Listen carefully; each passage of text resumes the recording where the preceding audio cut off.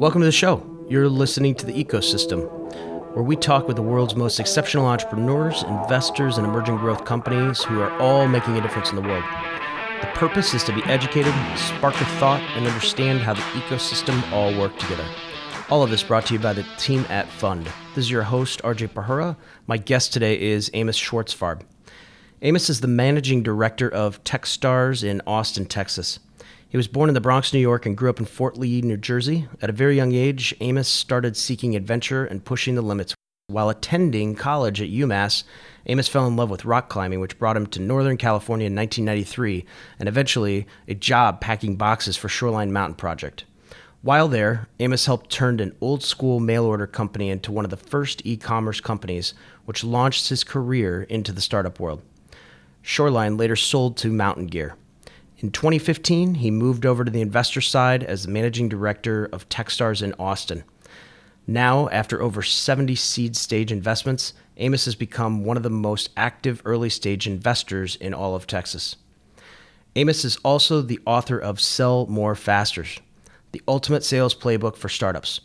Amos wrote this book using his experience and network to create a guide to help every founder and startup sales leader in their quest to become and build a better, meaningful business. You can order a copy of the book at sellmorefasterbook.com or on Amazon and Barnes & Noble. Amos still enjoys the outdoors and spends very much of his time mountain biking, rock climbing, and cooking with his wife and 2 daughters. For more information, check out fundecosystem.com. Now let's give it up for Amos. If you'd like to tell us a little bit about your role and what actually brings you to Chicago this afternoon. Yeah, thanks. Thank you so much for having me. I'm excited to be here. So I'm the managing director of Techstars in Austin. What that means is that I run an accelerator in Austin. If you're not familiar with Techstars, there's a lot of different aspects to our business, but the part that I'm responsible for in Austin is once a year, I bring 10 companies to Austin from all over the world. And for 90 days, we work with them really hands-on to help figure out how to help them get on the right track to building the best business they possibly can and the biggest business they possibly can. And I'm here in Chicago because I recently wrote a book called Sell More Faster, and I'm on a book tour, and this is actually the last stop of the fall tour. I did a workshop at 1871 earlier today. It was really great. I felt like it was a good way to end the fall tour, and now we'll get ready for the spring tour. Awesome. Well, super exciting. Welcome to Chicago. Thanks. It's great to be back. Yeah. Weather here is a little bit different than Austin, Texas, right? I think it's about 40 degrees cooler here than when I left. Well, cool. Do you mind tell us a little bit more about like your background, how you got into Techstars, just the venture scene as a whole, and what excites you about this space? Yeah. So my background is maybe a little bit untraditional on how I got into startups, and in that I really wasn't searching to do it. I moved to the Bay Area in the mid-90s, not for a job, but really just to enjoy the outdoors and specifically to be as close as I could to be to Yosemite, and floating in and out of different ways to make money so I can support my habit of being outside. I started working for a mail order company. This is in the mid-90s, and while I was there were not a lot of us. There were 3 of us. We turned that into an early e-commerce business that we sold, and that was sort of my entry into the startup world. Between 97 and 2015, I was always on the operating side, 6 different companies over the course of that 20-something years. And then in 2015, I joined Techstars as the managing director in Austin. Sweet. So right in the .com era. Yep. Got into the e-commerce space. Anything that you learned throughout that process? I mean, obviously, I lived it as well. It was a crazy time for all of us, right? Yeah. Gosh, the lessons are more than I could even think to write down. And I sometimes try. I think the ones that I've been thinking about the most recently. Well, there's ones that apply specifically to the book Sell More Faster, which is less about selling techniques. In fact, it's not about selling techniques. It's about It's a playbook on how to figure out from day zero how to figure out if you have a valid business idea, how do you get to product market fit, and what do you do once you've found it. So there's a lot from that whole era that I learned about that. And I think a couple of important things that I think about every day. One is when you're building a product and when you're building a company, being maniacally focused on delivering value to who you believe your customer is the number one most important thing that you can do. Building a business so that you can have an exit or thinking about the exit early on is actually futile and will often hurt, or almost always hurt your business. Thinking about revenue too early on will hurt your business, but being maniacally focused on delivering value is really important. And I think an offshoot of that is that especially B2B companies, the best businesses are recession proof. And two of my exits when we sold Hot Jobs and when we sold business.com were both in recessions, and we got great valuation selling the companies because we had businesses that it didn't really matter what was happening. We were delivering real true value to somebody that really needed it in order to grow their business. Awesome. Yeah. Awesome. So you wrote a book. Yes. Let's talk about that for a second. This is obviously you have huge clout with your background that you not only brought to the table being at Techstars, but then now at Techstars. The Techstars name, we just actually did an interview with Brad Feld, and Troy Hennicoff's a friend, and it's the name itself. It's a brand name. It's a legacy brand name at this point, and somebody who has that intrinsic value that the space absolutely needs. They're the life heart of what's happening in the space. So tell us about what led you to start this book, and what are some of the key things in it for the listeners on the show. So I really enjoy sharing why this book got written. I don't know if it's an interesting story to anybody else, but I enjoy talking about it because it wasn't intentional. I didn't set out on day one to write a book.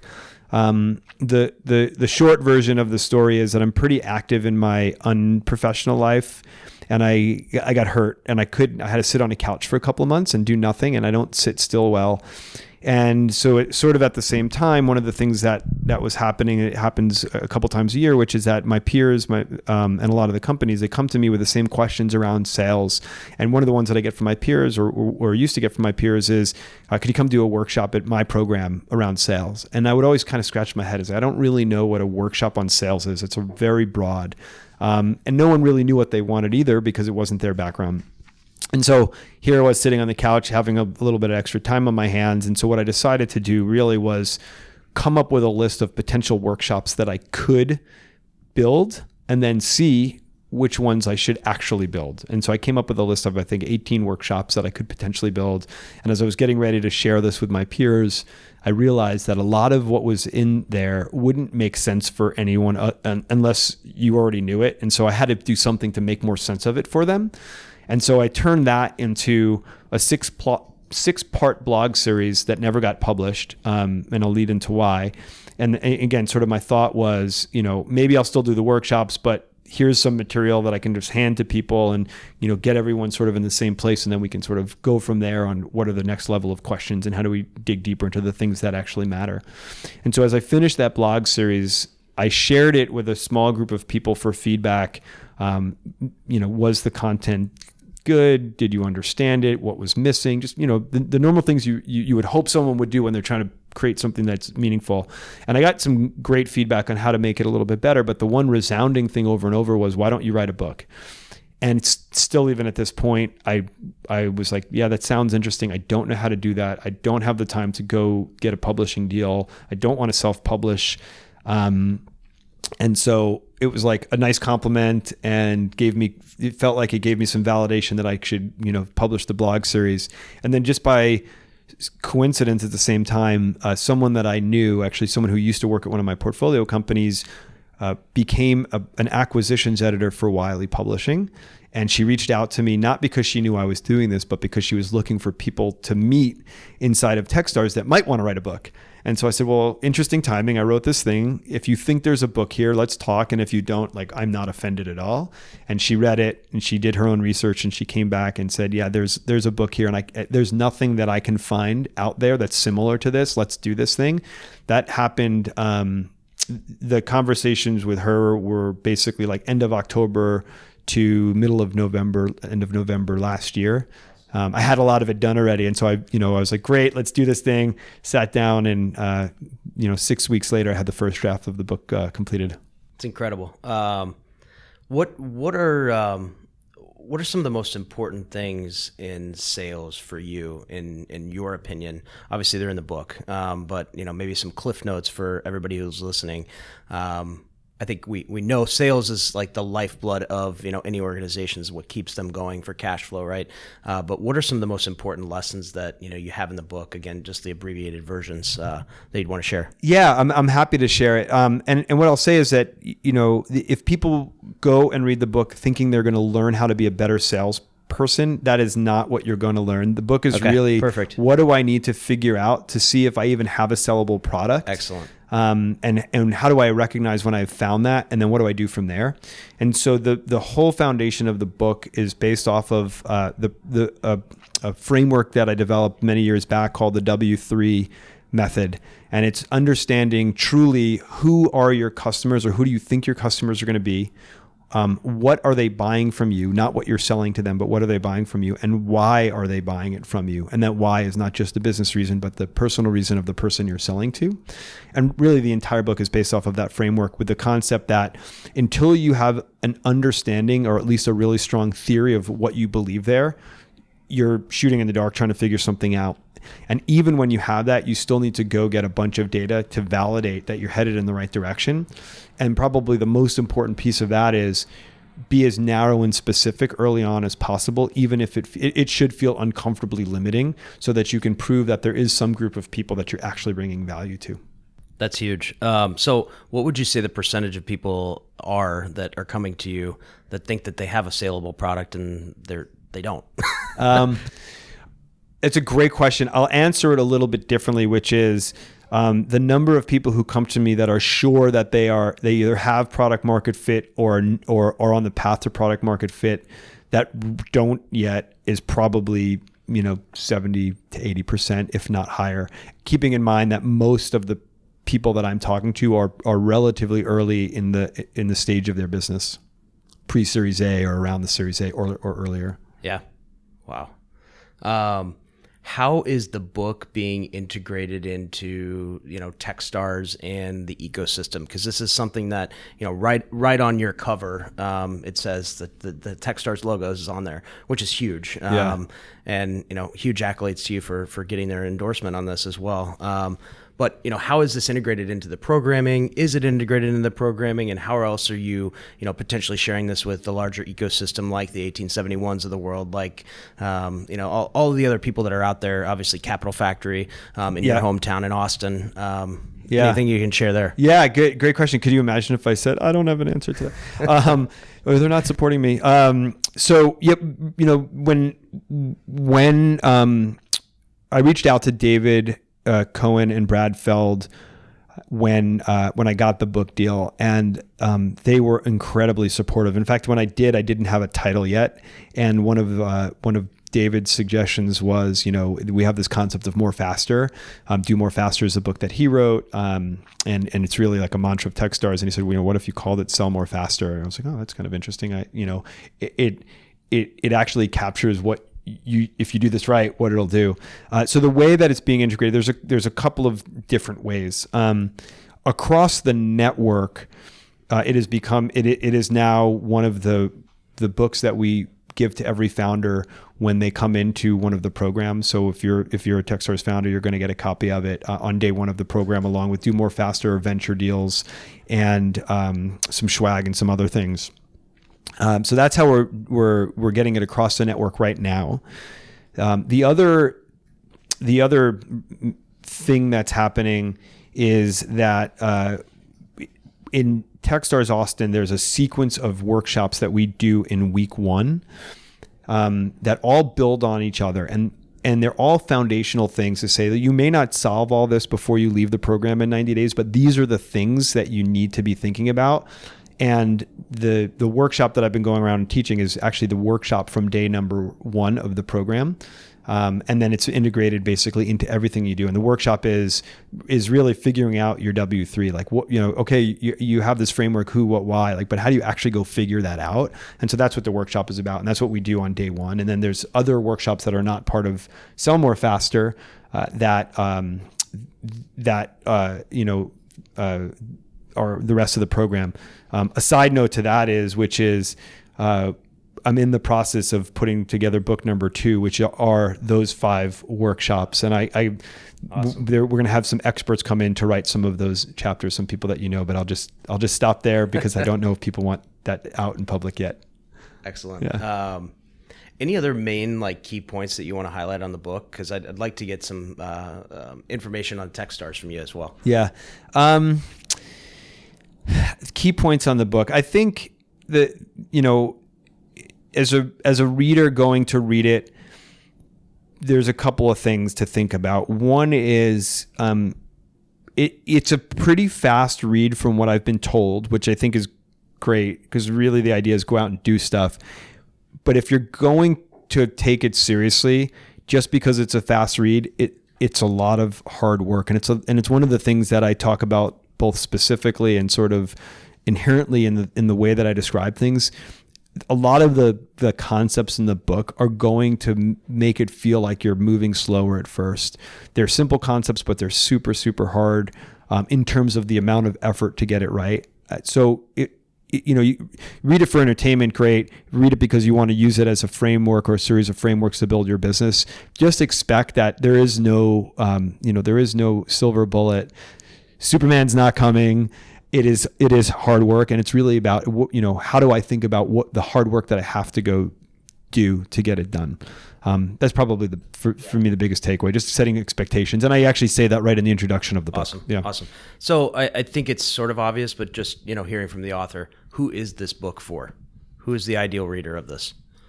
I love the question because I had to drink my own Kool-Aid when I thought about how to write it. So it is written for early stage pre-Series A B2B companies. That's who the most of the language is written for.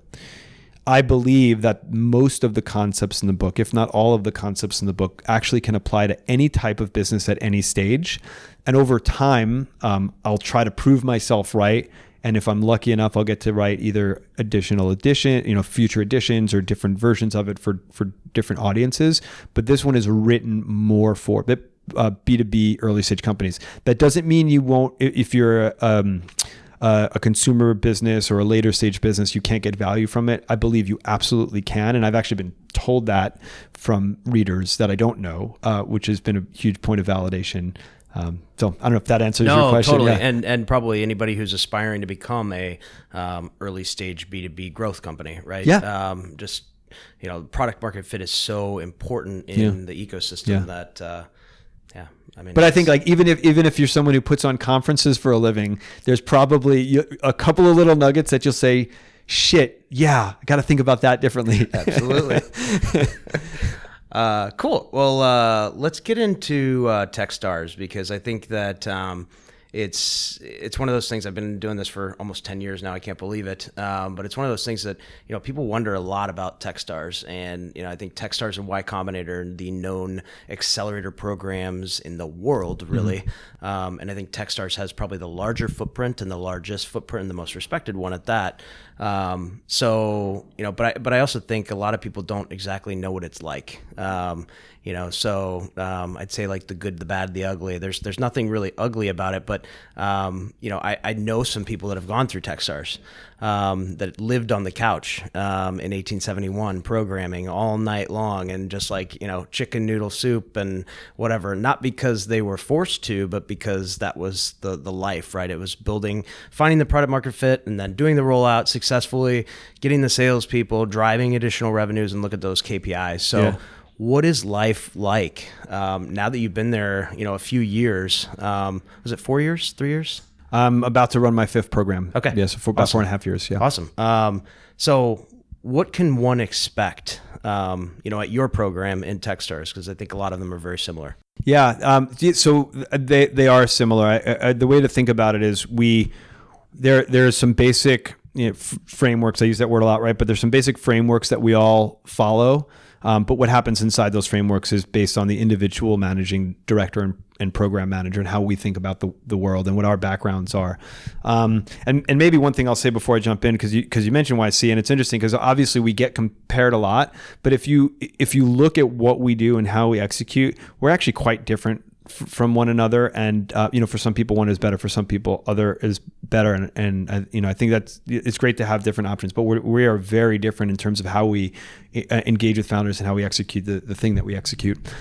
So maybe the other thing that I'll say is, before I get into what we do at the accelerator, it's important to understand what Techstars' mission is and just some of the ways that we're trying to execute that mission. So our goal is to help entrepreneurs succeed wherever they are in the world, and to be the largest global network for helping entrepreneurs succeed. And so if you think about that, there's 3 core elements to the business as it exists today. The first one is, if you've ever heard of Startup Week or Startup Weekend, absolutely, that's Techstars. Yep. And we run that in 150 countries all over the world. I think we do something like 1,500 or 1,600 events annually that are startup programs. And that is all about helping people learn about entrepreneurship, figure out if it's something that's for them, and how to take that first leap, whether it's to start a company or to join a company or offer services to the world that we know as the startup world. So that's one. The second one is the accelerator. So that's what I do. There's 50 something of us around the world, Asia, India, Australia, Europe, all over the US. I think almost every continent at this point except for Antarctica. Maybe that's coming too. And I will go deeper into what actually we do day to day there. And then the last thing is that we also have a venture fund that invests in less than 1% of companies that go through Techstars. And then there's other things that we're trying to do to help support that mission, like empowering managing directors or anyone in the company to go write a book, right? And so that we can help entrepreneurs, right? So the goal, if you ask me what the goal isn't to sell books. It's not to go on a national speaking tour. It's really to, how can I help one entrepreneur at a time? Wonderful. Yeah. Do you want me to go into the accelerator? Yeah. Please. I think, it's something that people sort of question. Yeah. I wonder, is this something that I can do? Am I going to be accepted? How to apply? What's the day-to-day life? Is this like an MBA in entrepreneurship? Yeah. So if you wouldn't mind, please. Yeah, I will do my best to describe it. So it's a 90-day program. It is really intense. It does require a lot of extra work. So when you're there, you're doing a lot of things that are working on your business and in your business. The idea, and I'll go into some of the specifics, but the idea is to give you as much wind in your sails as possible. Or the way that I like to think about it is, how do we give you as much unfair advantage as possible to be as successful as you possibly can by giving you some foundational elements and access to the largest network in the world, not just of investors, but of corporates, of other entrepreneurs, and most importantly, how our accelerators are really run by mentors. And we run a very mentor-driven approach to helping to build companies. And so the way that sort of looks over the course of the 90 days is, and we know our calendar long in advance, and we do that so that entrepreneurs can actually know when they need to do something or have an opportunity to do something, and when they should be working on their business. Everyone comes to the location. So in my case, everyone comes to Austin for those 90 days. This is really important. So they're not sitting in some coffee shop or some random co-working space, not getting to know each other. They actually can leverage each other and work together as well as it gives all of our mentors a central place to come in and out of on a day-to-day basis. So the first couple of weeks, I think about that as the understanding and data collection phase. There's a lot of different ways that we go about that. And I say we, at this point, the we is Techstars and the entrepreneurs were now one team.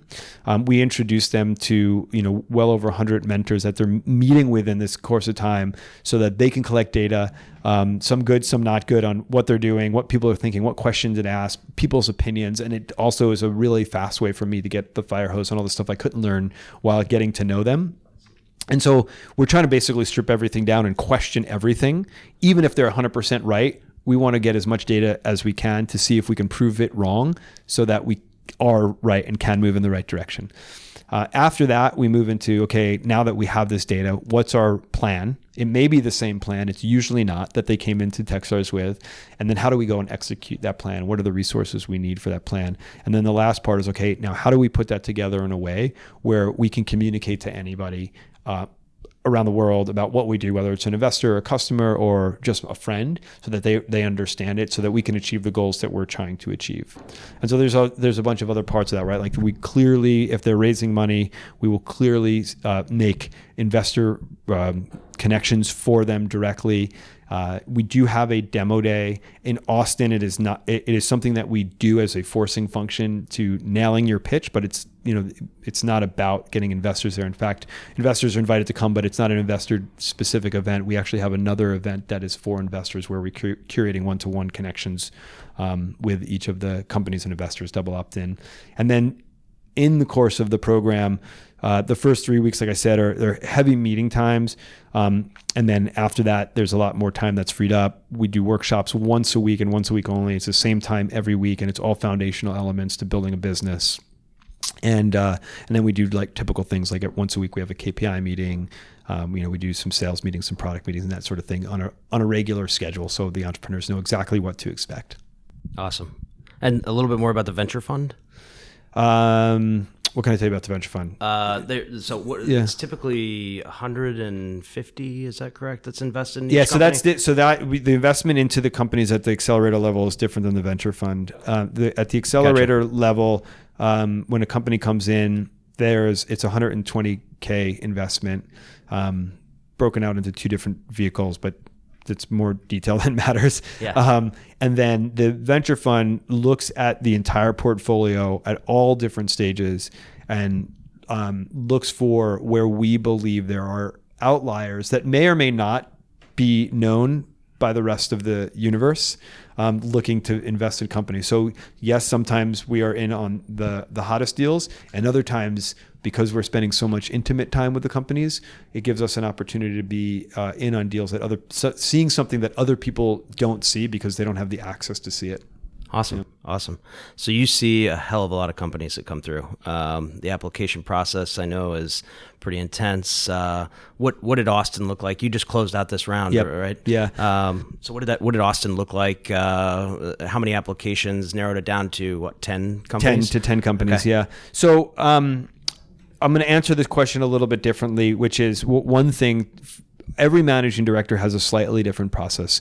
Across the organization, the process is you send in an application, there's an application deadline. We look at all of those, every single one of those applications gets looked at, and then we kind of figure out, like, okay, how do we move them through the process?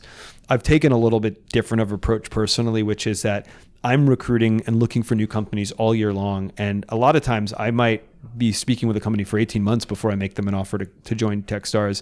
And so the application process in and of itself is less important to me. In fact, for me, it's hard to understand why I would invest in a company simply from an application. Because of that, I try to meet as many people as possible. I say yes to 100% of entrepreneurs who reach out wanting to talk about their business. Awesome. And we have a very short meeting as just an introductory. Yeah.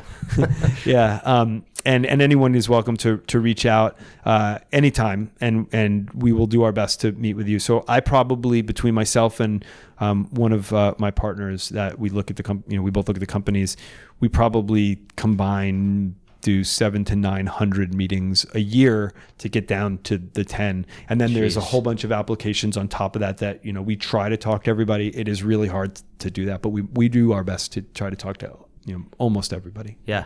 Was there a theme, or is there a theme, or are you guys going to more of a theme for 2020? I know that if I remember correctly, I think I saw something in Detroit, like it was more automotive based.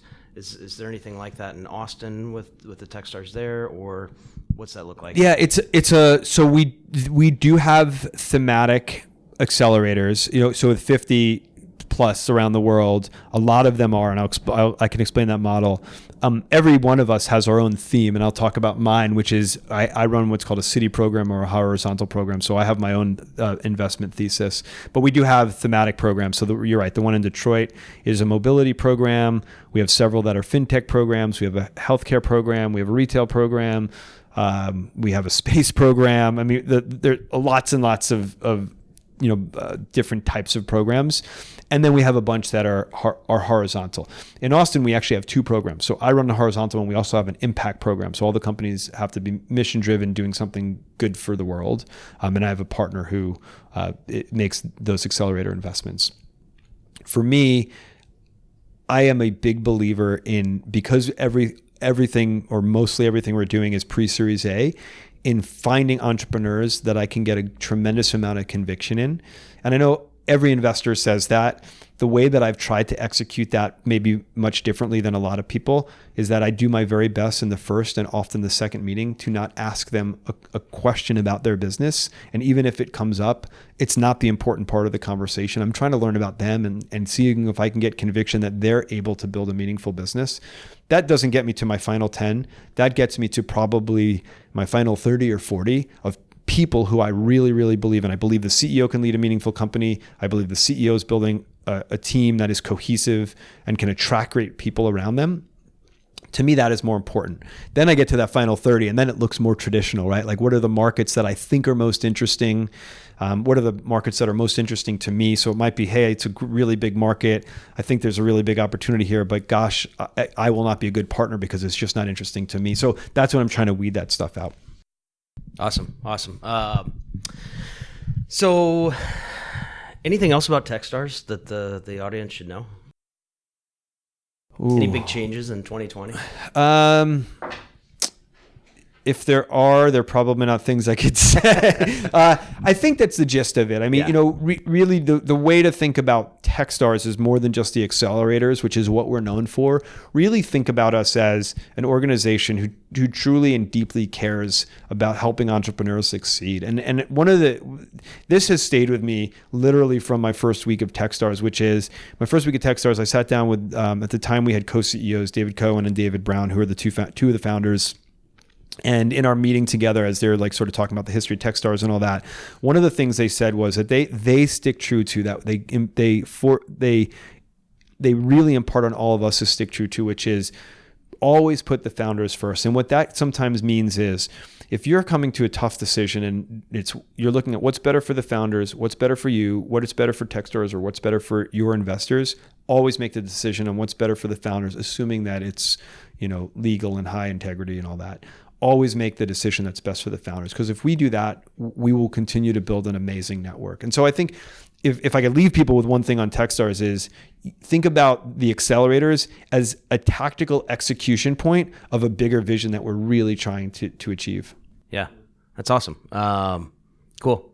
Well, thanks for the info on that. Yeah.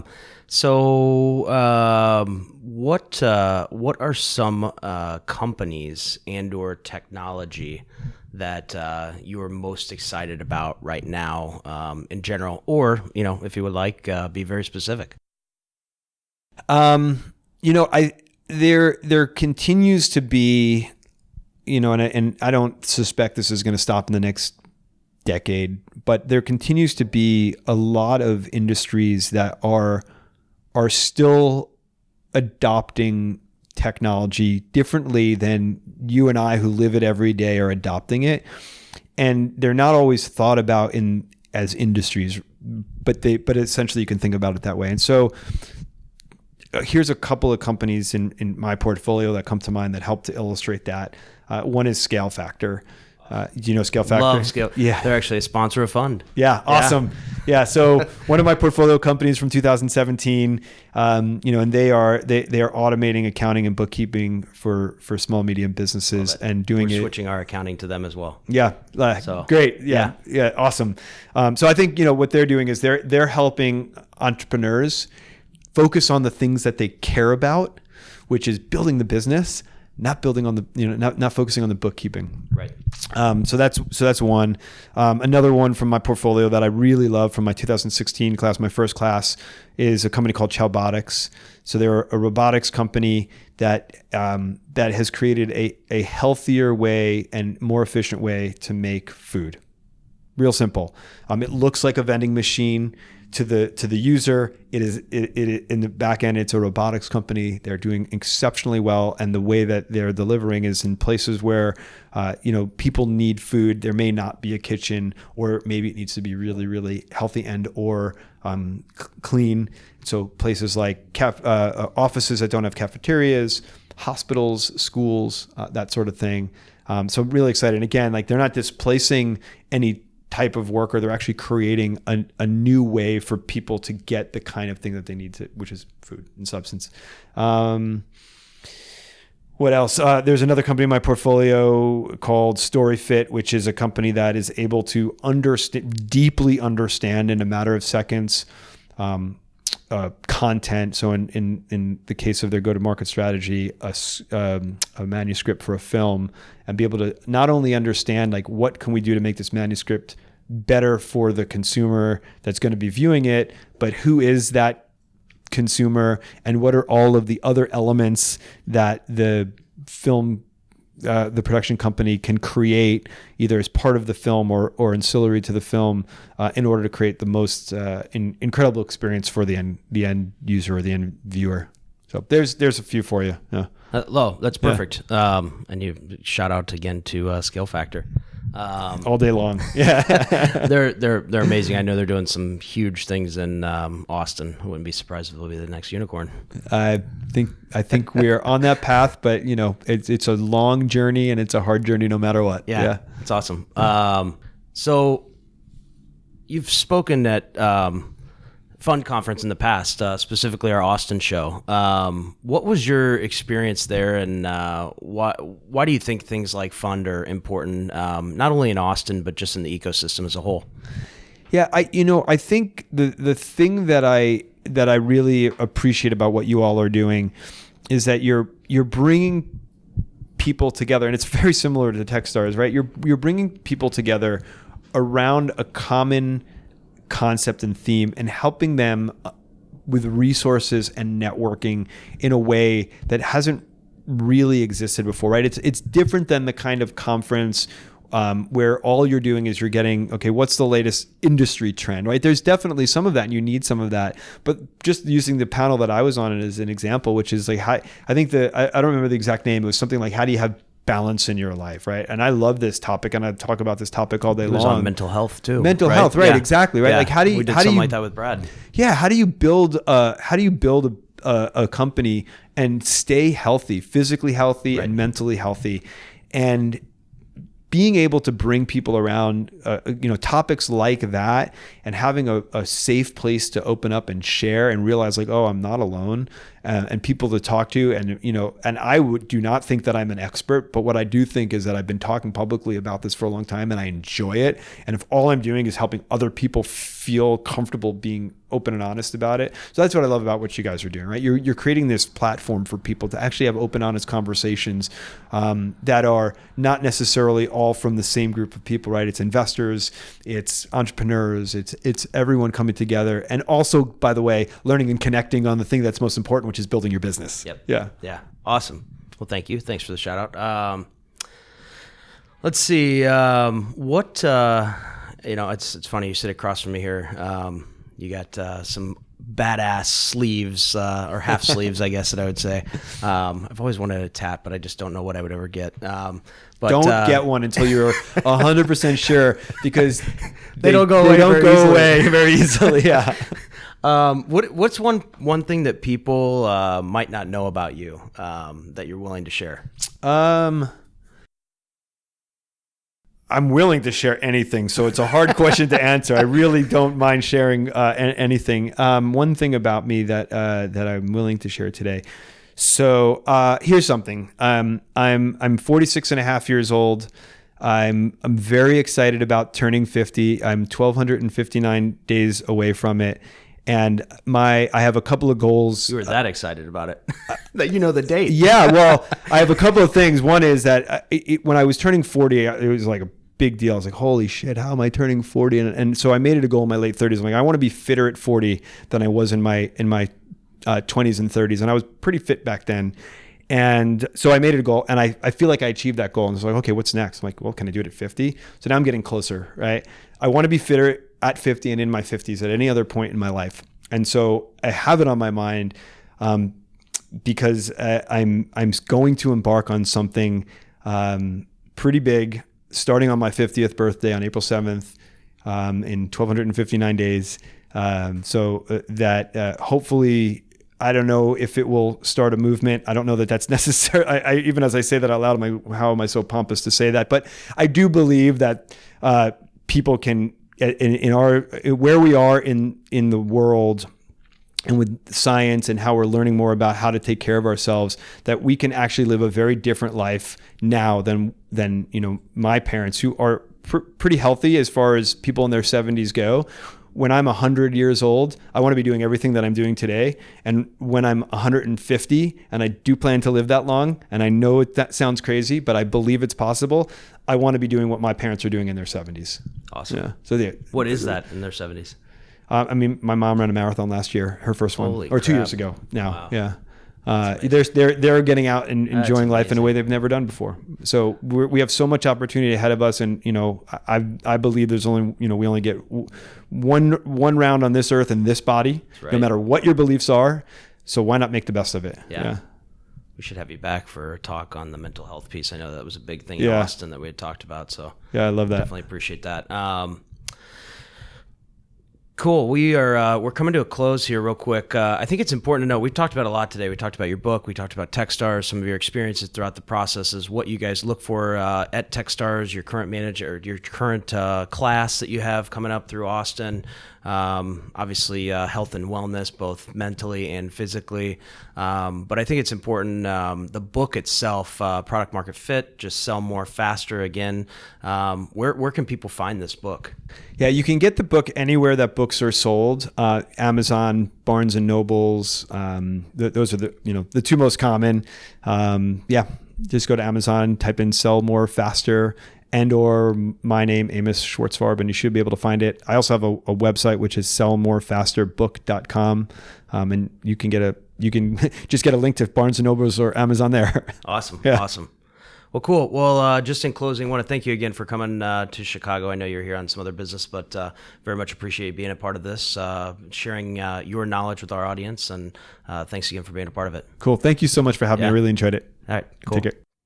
You're listening to The Ecosystem, where we talk with the world's most exceptional entrepreneurs, investors, and emerging growth companies who are all making a difference in the world. This is your host, RJ Pajaro, with our special guest today, Amos Schwartzfarb. For more information, go to fundecosystem.com. Thanks, everyone, for listening, and until next time, folks.